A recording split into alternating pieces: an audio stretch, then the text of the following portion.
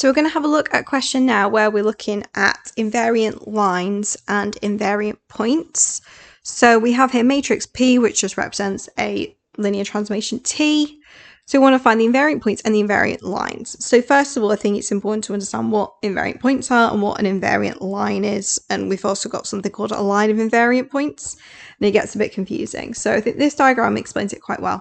So a line of invariant points is basically a line where any point on that line does not change. So you can see the arrows sort of represent the transformation. Those points do not change. They stay where they are. The transformation does simply not affect them. We can see there that that line goes through 0 because we know the origin, or 0, 0, because we know the origin for all these linear transformations must be fixed. Everything has to be relative to the origin.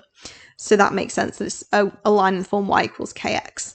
Then an invariant line is slightly different. So an invariant line is where the points, as you can see, the transformation does affect the points. The points move, but they stay on that same line. So the line itself doesn't change, but the points are moving from the transformation. So that's the difference that we're talking about here. So line invariant points, the points themselves just stay where they are. Invariant line, the points move, but they stay on the same line. So the relationship between y and x doesn't change in those circumstances, which will be important for later on in the question. So describe the invariant points for the transformation. So we know when we've got a transformation of a coordinate, so we multiply our transformation matrix. So this is 3, 3, 4, 7. We multiply that by our coordinate, and then that will give us our new coordinate. But we know if we want an invariant point, that literally means the points do not change. They stay where they are. So x is still going to be x, y is still going to be y. They are not going to change. So what we need to do now is just multiply out that matrix and see what we get. So we are going to end up with, a 3x plus 3y on the top there, and then a 4x plus 7y. And that is equal to xy. And we've got sort of two equations forming the top row of the matrix and the bottom row of the matrix. So the first equation is 3x plus 3y is equal to x. And our second equation is 4x plus 7y is equal to y. So now what I would do is I rearrange those, put them in the form where y is the subject of that equation. So I'm just going to subtract that 3x. That gives me that 3y is equal to minus 2x. And then that would become y is minus 2/3 x. So we've got an equation there. So based on the top row of our matrix, that would give us points that do not change. Any point on that line effectively should not change according to when we do that transformation. So let's have a look at the second row of our matrix. Second row.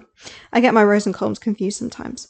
So I'm going to just subtract that y across to make it 6y and take away the 4x. So we end up with this, which becomes y is equal to minus 4 over 6x, which would simplify to y is minus 2/3 x. So for both of those rows, we get y is equal to minus 2/3 x. So it works for both of those equations that we form. So that would be a line of invariant points, as we can see here. Any point on that line, we've just proven by using that matrix calculation there, that none of those points would not move based on that transformation. So let's just have a look at what the question was actually asking us, because we need to explain ourselves here. So describe, meaning you need to use some words here, describe the invariant points.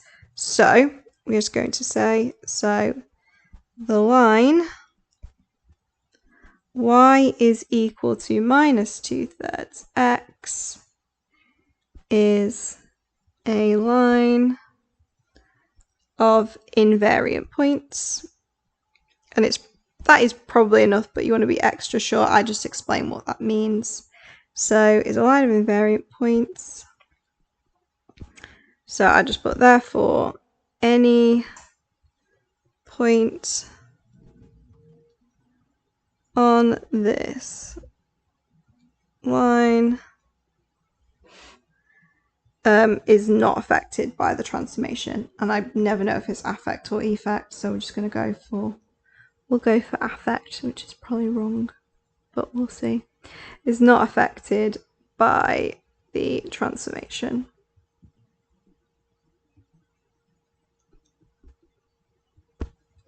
Okay, so that's part A of our question. So it's any point on that line y is equal to minus 2/3 x. So now we need to describe the invariant lines. So we have an invariant line. We've got a line of invariant points. Y is equal to minus 2/3 x. But there could also be that second case where we've got an invariant line where the points move, but they stay on the same line. So the relationship between y and x, because that's basically what an equation of a straight line is showing us, it's the relationship between y and x, and that forms that straight line. So we're saying the relationship between y and x is the same. So let's do this. So for part B, let's think about what we're saying here. So we know that lines are in the form y is equal to mx plus c, don't we? And we're basically saying that y and x can change, but the relationship between them is going to form the same equation. So therefore, our values of m and c wouldn't change. So we'd have fixed values for m and c, so we need to find what those values are going to be. So let's take our transformation matrix, which is 3, 3, 4, 7. 3, 3, 4, 7. And we're now saying, so we have x, and instead of writing y as y, I'm going to write it as mx plus c, because that's the relationship between y and x. Remember, I want the same relationship. So x and y might change, but their relationship wouldn't change. So I'm going to say it's going to equal to a new coordinate x, and we'll call that x dash. But again, I want the relationship between them to be the same. So I'm going to say that y is mx dash plus c. So whatever that new coordinate of x is, it's still going to go into that y equals mx plus c equation, and it should still work. So it's about the relationship between y and x needs to be the same. So that's what I'm saying. I've just wrote that in blue there. So the relationship between y and x is the same. So let's now multiply all that out there. So we're going to end up with 3x plus 3mx plus c. And then we're going to end up with 4x plus 7mx plus c. And that is equal to x dash and then mx dash plus c. So again, we can form two equations from that. So we end up with 3x, I'm going to expand all this out, 3mx plus 3c is equal to x dash. And then equation 2 is going to be 4x plus 7mx plus 7c is equal to mx plus c, x dash I should say, plus c. Now we basically have simultaneous equations here now, and I've got, this is all x dash, so I can just sub that in now. So I'm just gonna sub 1 into there. So I'm going to end up with a lovely long list of terms now, aren't I? So I'm just going to call this equation number 3. So we end up with 4x plus 7mx plus 7c is equal to m lots of 3x plus 3mx plus, I'm going to have to scooch along a bit, plus 3c, and then plus a c. I'm going to have to zoom out a little bit there so you can actually see all of that. So that is what I end up with. So I'm going to multiply that all through by m as well for good measure. So I end up there with 4x plus 7mx plus 7c is equal to 3xm plus 3m squared x plus 3cm plus c. So I now need to think, how on earth am I going to solve that? Remember that I need to find values for m and c. Well, what I can see is I've got a lot of x's. So I'm going to try and factorize out all the x's and gather all those together. I'm also going to make the equation equal to 0 because that's the easiest way to sort of solve an equation and figure out what those missing values could be. So I'm going to see, I'm looking, so I've got a 3m squared x, and you'll see why I'm doing it in this order in a moment. So I'm going to take that over to the side, so that's a minus 3m squared x there. And then I have a 7mx and a 3xm, which are, you know, coefficients are the same. So that'll give me a 4mx there. Then I've got a 4x there. So that'll give me my 4x.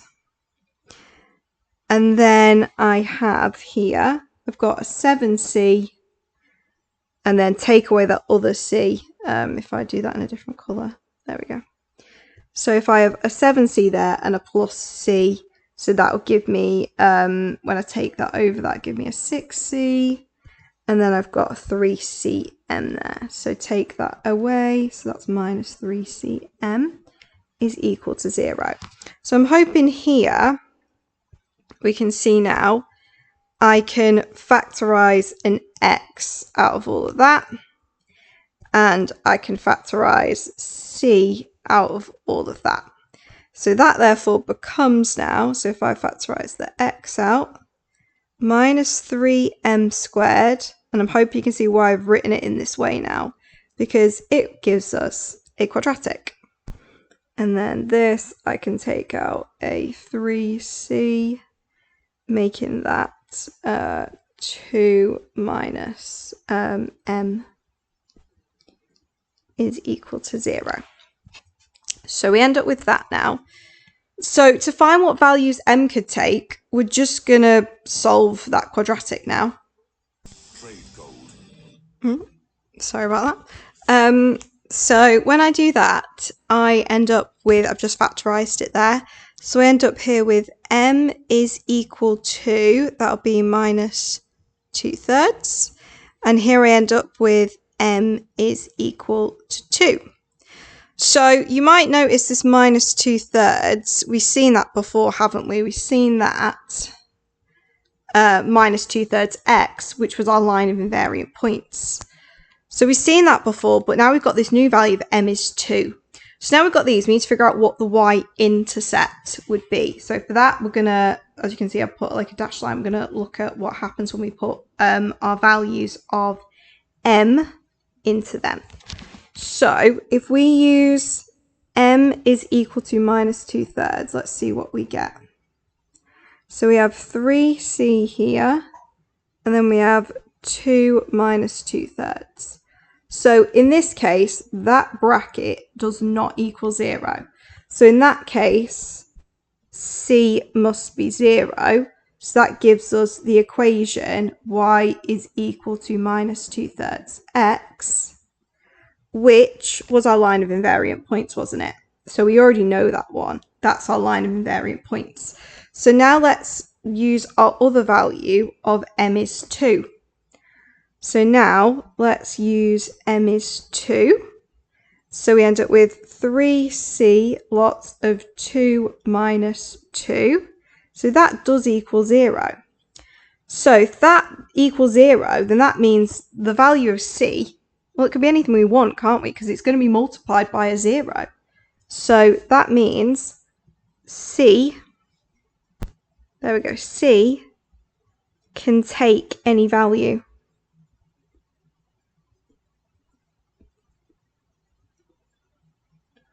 So therefore, that gives us an equation of y is equal to 2x, and then we can just put plus c or plus k, it doesn't really matter.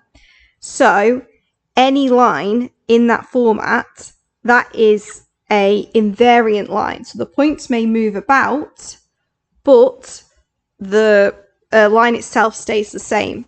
So in terms of our invariant lines, so we have so we have y is equal to minus 2/3 x, which we already knew. That's our line of invariant points. And then we also have any line in the form y is equal to 2x plus k is an invariant line. And you can even say where k can be any value. Where k can be any value. Run out of space there, didn't I? There we go.